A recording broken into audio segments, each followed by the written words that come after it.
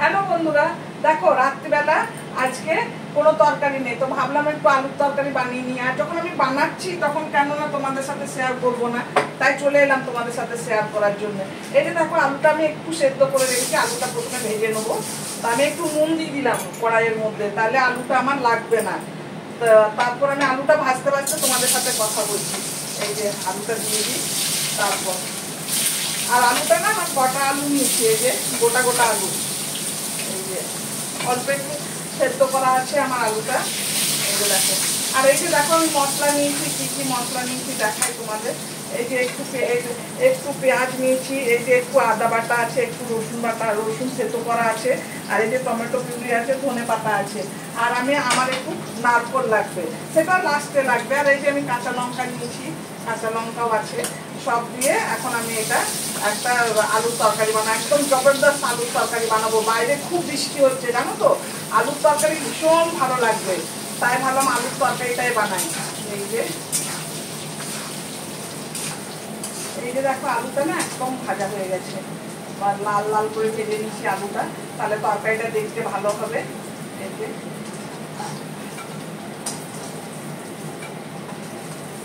এরপর আমি এখানে দিচ্ছি একটু জিরে ফোড়ন, একটুখানি জিরে।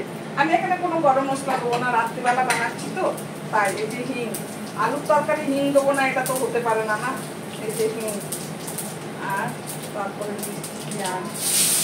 মশলাগুলো ভালো করে কষাতে হবে। এখন মশলাটা ভালো হলে আমার তরকারিটা ভালো হবে। তোমরা কে কে বানাও এমনি আলুর তরকারি বলবে। আর এটা আলু আমাদের বাঙালিদের চটজলদি হয়, আমরা তো সবাই জানি।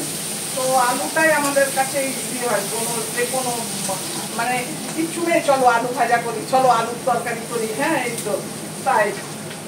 এরপর আমি কাঁচা লঙ্কা রসুনটা দিয়ে দিচ্ছি।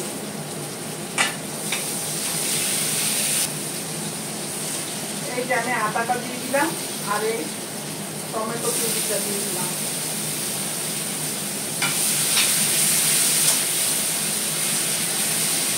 এরপর আমি মশলাগুলো দেবো। মশলা এখানে আমি ধনে পাউডার দেবো না, আমি না খালি একটু জিরে পাউডার দেবো। এই যে একটুখানি জিরে পাউডার দিচ্ছি, খালি ধনে পাউডার দেবো না, জিরেটাই দিলাম। অ্যাকচুয়ালি এটা যদি আমি শিলে রেখে নিতাম না তাহলে আরো ভালো হতো। তো এখন রাত্রিবেলা আর বিরক্ত লাগলো, তাই আমি এখন আমি এটা লঙ্কা পাউডার দিচ্ছি, আর এই যে হলুদ পাউডার দিলাম। আর আমি নুনটা না ওই ভাজার সময় দিয়েছিলাম, আলুতে তো খুব বেশি নুন যায় না, তাই আমি এখন নুনটা একটু দেখবো তারপরে দেবো।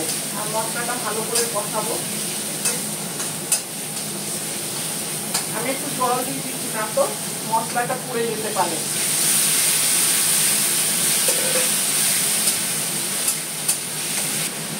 এই যে সাথে আমি এই যে ছোটো ছোটো কেজি টমেটো আছে ওইটা দিয়ে দিচ্ছি, ভালো লাগবে, গোটা গোটা থাকবে ওটার সাথে। এখন আমি এই যে কেটে রাখা ধনে পাতা। এরপর এটার মধ্যে না আজ আমি একটু এই যে চিকেন মশলা, এভারেস্টের চিকেন মশলা আমি দেবো, এটা একটুখানি দেবো, বেশি না, অল্প একটু। এই যে গন্ধটা ভালো হবে তাই অল্প একটু দিলাম।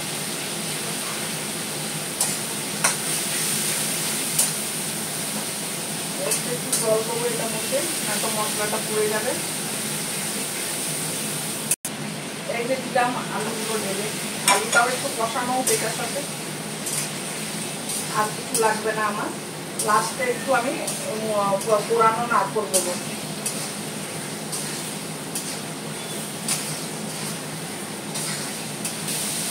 দেখো মশলা একদম কষানো হয়ে গেছে, তেল উপরে আসছে।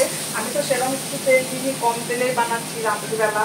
এই যে দেখো, এটা তোমার সবার সাথে যায়, তোমার সকালে ব্রেকফাস্টেও যাবে, ব্রেকফাস্টেও খুব ভালো হবে। তুমি লুচি বানালে তার সাথে এইটা মনে করো খুব ভালো যাবে। এই যে আর রাত্রেবেলাতেও যাবে রুটির সাথে। এই যে দেখো একটু জল দিয়ে দিলাম, একটু ফুটে যাক, আলুটার মধ্যে নুন ঢুকে যাক, তারপরে আর এটাকে ব্যালেন্স করার জন্য আমি অল্প একটু চিনি দেবো, এই অল্প একটু, কেননা আলু তো এমনিতেই মিষ্টি, তো যেহেতু আমার টমেটো দেওয়া আছে তাই এই যে একটুখানি একটু অল্প একটু ব্যালেন্স করার জন্য। তোমরা এমনি করে বানিয়ে দেখবে, বা তোমরা বানাও কিনা সেটা কমেন্ট করে জানাবে। এই যে দেখো রেডি হয়ে গেল আমার আলুর দম। দেখো কেমন লাগলো তোমরা বলবে। দাঁড়াও তোমাদের ঢেলে, দাঁড়াও টমেটো পুরো দিয়ে দিই একটা একটা করে, তাহলে একটু সাজু গুঁড়ো হয়ে যাবে। এই যে এরপর আমি উপর থেকে এই যে নারকেল দিয়ে দিচ্ছি একটু। যদি ভালো লাগে, তোমরা যদি এমনি উপর থেকে না দিতে চাও তাহলে তোমরা যখন কষাবে তখনও দিয়ে দিতে পারো। আমার না উপরে কাঁচা নারকেলটা খেতে বেশি ভালো লাগে, কষালে একটু না ওই নারকেলটা যখন ইয়ে হয়ে যায়, দেখো কষানোর সময় বললাম না তোমরা দিতে পারো, তো তাহলে তখন কি নারকেলের একটা গন্ধ হয়, ভাজা গেলে বেশি যদি ভাজা হয়ে যায় তা একটু গন্ধ হয়, তো আমার সেটা খুব একটা পছন্দ হয় না। তাই আমি দেখো এইভাবে নারকেলটা দিই, আর দেখতেও ভালো লাগে, খেতেও ভালো লাগে। তোমরা এমনি করে বানিয়ে খাবে, আর তোমরা যদি কেউ বানিয়ে থাকো এমনি করে তাও কমেন্ট করে বলবে। এটা তোমার ব্রেকফাস্টে হবে, তোমার রাত্রিবেলাতেও হবে, দুপুরবেলাতেও ভাতের সাথেও খাওয়া যায়। যদি কিছু তরকারি না থাকে তখন এটা বানিয়ে খেতে পারি। চলো এমনি এমনি এমনি কোনো রেসিপি নেই, কাল আবার তোমাদের সাথে দেখা করব। এখনের জন্য গুড নাইট।